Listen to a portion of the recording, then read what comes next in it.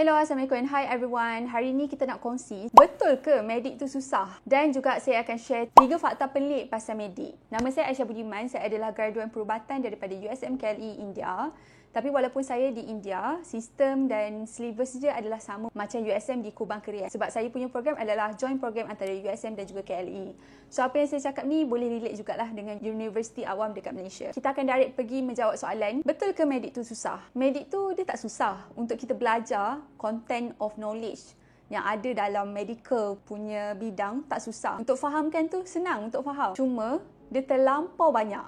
Benda-benda yang senang untuk difahami ni banyak. Faham tak? Terlampau banyak yang perlu dipelajari. Walaupun kalau kita tengok secara detail untuk satu topik tu memang kalau kita study, okey, faham. Senang je faham. Cuma terlampau banyak sangat benda-benda yang senang nak fahami, yang nak buat kita hafal, ingat dalam otak, itu yang susah. Dalam medik ni ada 2 fasa. Satu fasa preclinical, satu lagi fasa clinical. Preclinical ni tahun 1 sampai 2, yang mana start awal-awal masuk dah dipackkan otak ni dengan banyak sangat knowledge dari segi anatomi, fisiologi, patologi, farmakologi, biochemistry, memang terlampau sangat banyak. Lepas tu dah masuk clinical, kita kena applykan balik apa yang kita belajar waktu tahun 1 sampai 2 ni, kita kena apply dalam real life scenario. Bila kita tengok pesakit, kita kena kaitkan apa yang kita belajar dulu. Dan buku-buku textbook saya medical pun kalau kita susun tinggi dia sama tinggi dengan saya. Memang knowledge dia memang terlampau banyak. Itu baru dalam buku. Dan knowledge yang dalam buku tu sebenarnya tak cukup lagi.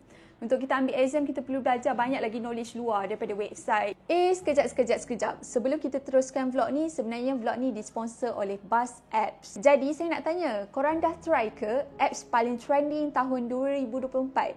Kalau belum, tengok ni. Nak mula download je Buzz Apps. Lepas tu masukkan nombor telefon korang ataupun email. Lepas tu type je kod pengesahan. Mudah tak? Lepas tu set up je profile korang and boleh add kawan-kawan.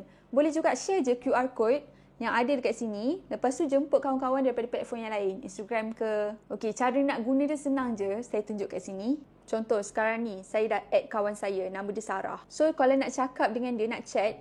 Kalau korang tengah drive ke kan, tap je dekat sini. Hey Sarah, kau dah sidai belum baju aku tu? Tolonglah cepat sikit. Aku dah lambat ni. Aku nak pergi kerja. Kau boleh je jangan buat masalah.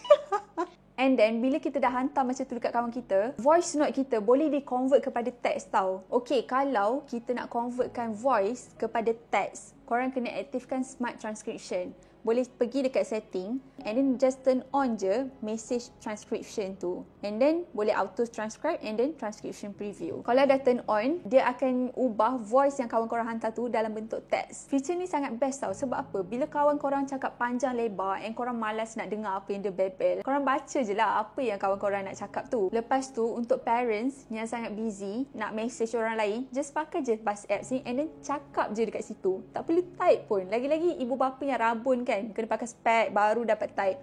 Tak payah.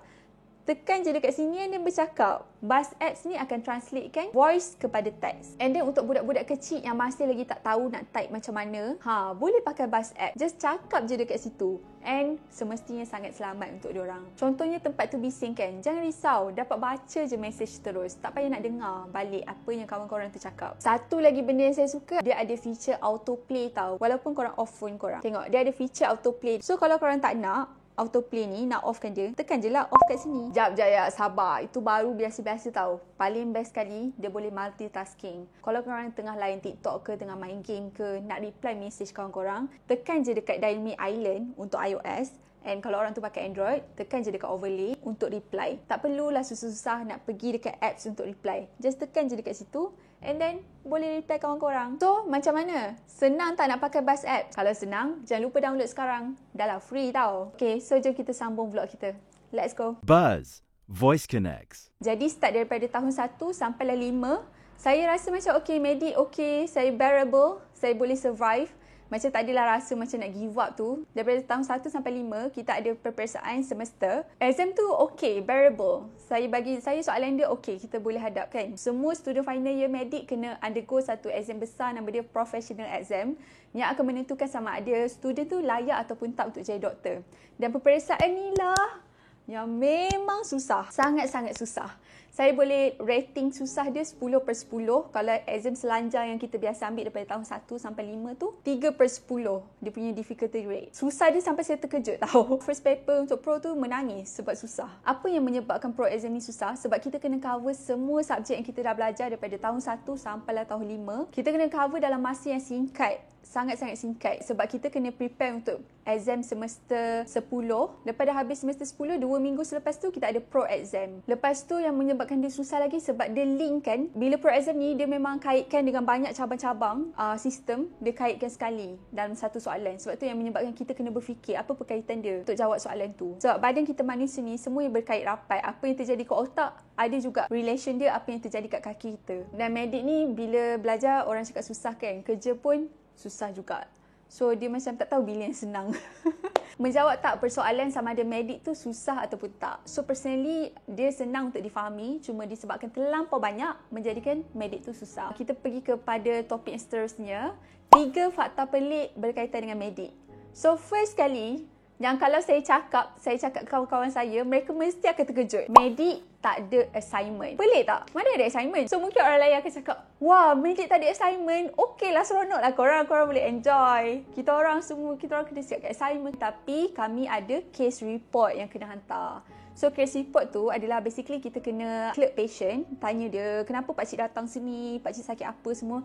And then kita kena buat pemeriksaan fizikal terhadap patient tu, and then kita kena tulis dalam satu kertas. So itulah case report. Selepas dah siap kita kena hantar dekat supervisor kita. Dia ikut juga nasib seseorang tu kalau dia dapat supervisor yang nak 10 case report dalam masa 3 minggu, dia kena siapkan. Dia kena carilah 10 patient, clear, buat pemeriksaan fizikal secara lengkap dan kena hantar. So itulah case report. Ada juga supervisor yang minta 5 case report dalam masa 3 minggu. So benda tu bergantung pada supervisor lah. Saya pernah dapat supervisor yang memang kena hantar 10 case report dalam masa 3 minggu. It is quite a lot. But bearable. Dah lupa siapa nak cakap apa lagi. Okay, selepas tu saya nak cakap tentang fakta yang kedua tentang medik. Medik ni cuti dia memang sangat singkat. Kalau compare dengan kursus yang lain, jealous lah tengok kawan-kawan kalau cuti antara sem break dia sebulan kan. Antara sem 1 dan sem 2 nak cuti dia sebulan. Tapi kami punya sem break hanyalah beberapa hari saja, tak sampai seminggu pun. Macam minggu ni saya habis exam sem 1, minggu depan nak masuk sem 2 dah. Dia punya sem break tu antara sem 1 dengan sem 2 sangatlah singkat. Tak lebih seminggu pun. Kadang-kadang 3 hari. Itu memang kena hadap lah. Break antara tahun, macam tahun 1 dan tahun 2, mula-mula tu dapat cuti hampir 2 bulan. Seronok lah kan waktu tu.